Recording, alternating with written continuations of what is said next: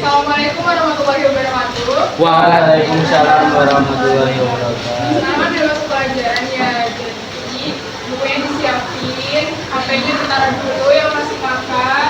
Makanya nanti lagi ya. Oke, Mbak, siap. Oke, tante. Dia siap dulu ya, dia belum masuk tadi. Saya tante. Bolos. Cila, apa? Jason, Pak. Apa, Jason? Jason bolos. Bolos. Kita mau melanjutkan pembahasan yang kemarin. Sekarang kita belajar tentang hijab Inggris dan Belanda di Hindia Belanda. Hindia Belanda. Hindia Belanda di Indonesia. Oke. Bagaimana perasaanmu jika rumahmu diambil oleh orang lain dan kamu dipaksa mengikuti aturan mereka? Nggak senang, nggak terima. Terus? Harga diri turun. Terus? Dendam. Ya, terus? Ya, saja. Nggak mau ya. Hasan Kayak minum nggak? Oh ya, ya ini sama yang jenis sama masyarakat pribumi saat itu waktu zaman kolonial. Mereka marah, banyak kebebasan, kecil, kan? Mereka harus ngikutin aturan pemerintah saat itu. Jadi kita langsung masuk ke kekuasaan Inggris tahun 1811 sampai 1819. Ada yang kenal?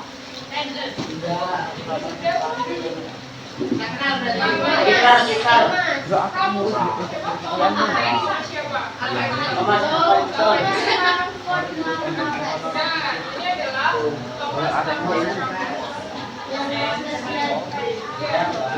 Oke, jadi masih ingat kan ada yang namanya perjanjian kapitulasi Tuntang?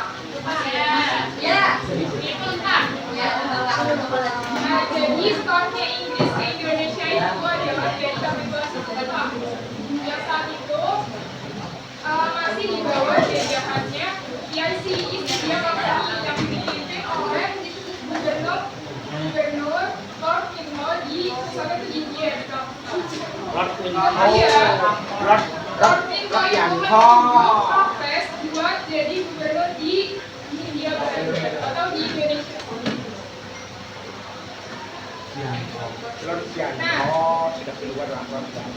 Mani deh, kan buku Kebijakan dari Rafael yang pertama menulis buku histori yang berubahnya. Pernah tahu nggak bukunya kayak gimana?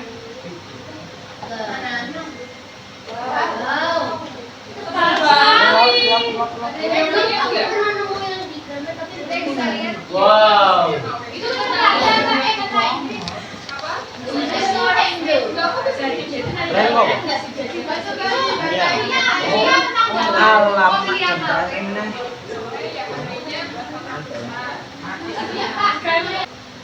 masuk ke kekuasaan Belanda tahun 1819 sampai 1945 ini sampai masuknya Jepang.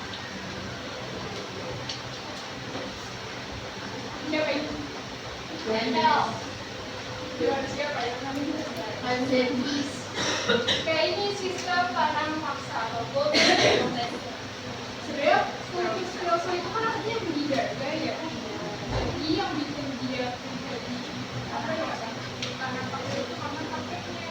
Makanya orang-orang itu dipaksa buat nanam apapun tanaman-tanaman ekspor di desa itu. Gitu ya kan?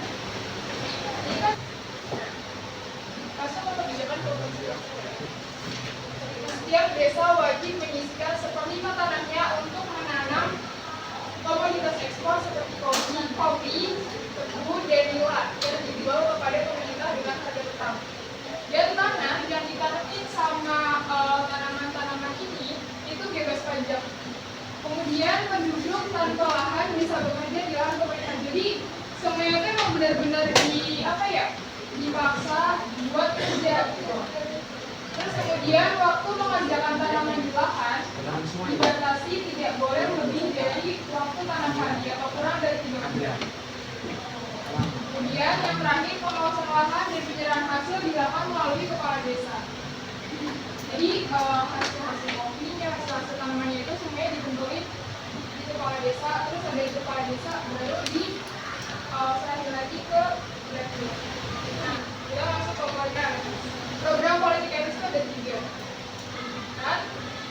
imigrasi dan imigrasi. Membuka sekolah model barat. Jadi waktu politik itu pendidikan benar-benar digencarin untuk terus diharapkan lahirnya kesetaraan dan emansipasi.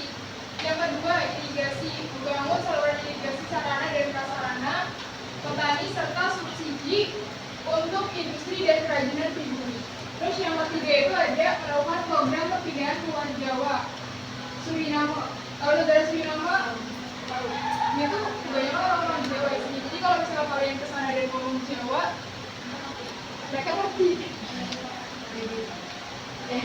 Orang bener-bener Jawa apa Jawa? Gimana sih?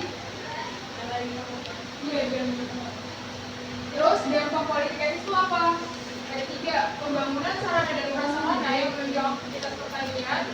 Kemudian yang kedua ada pembangunan sarana dan prasarana, sarana transportasi jalan raya dan rel kereta api, dan kemudian pemerataan penduduk. Yang terakhir muncul kaum terpelajar yang mempelopori pergerakan nasional. Sebenarnya politik etis ini tuh jadi bumerang buat orang-orang Belanda juga, karena kan lahir nih kaum intelektual kan di pergerakan nasional. Nah, ini program pendidikan. SMK 2 sampai SMK 3 itu dulu namanya Sekolah Teknik Princess Diana. Kok bagus? Sekolah Princess. Aku iman Nantinya juga sama orang-orang Belanda. Mayoga dulu.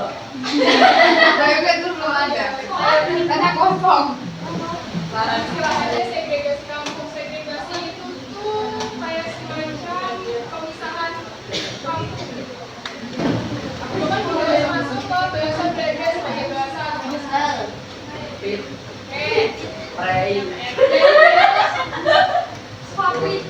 Belanda itu dijadiin bahasa administratif di pemerintahan itu jadinya makanya biar orang-orang pribumi itu ngerti orang-orang Belanda tuh ngomong apa mekanik kereta semur easy karena udah selesai.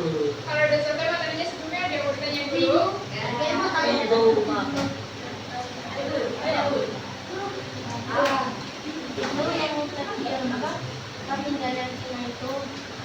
Berarti itu iya itu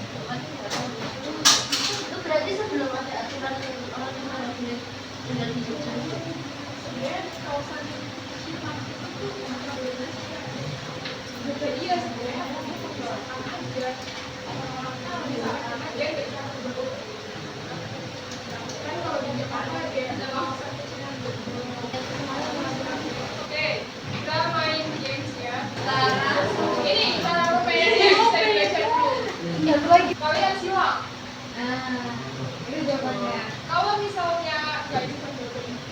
Kalau misalnya kalian hilang dan udah ada bentuk udah silang sampai 4 kotak, dan menurut kalian udah ngebentuk pola nih, kalian coret.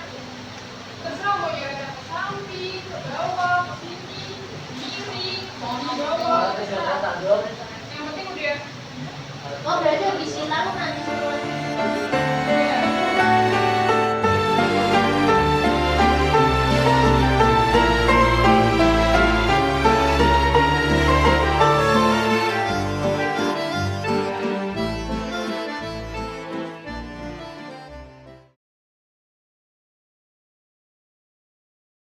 Ready ya?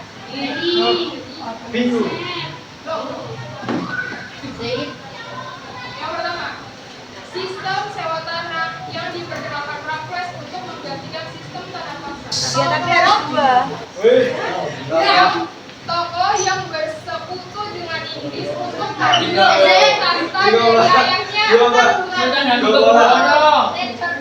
Aku nggak betul, Mbak. Iya.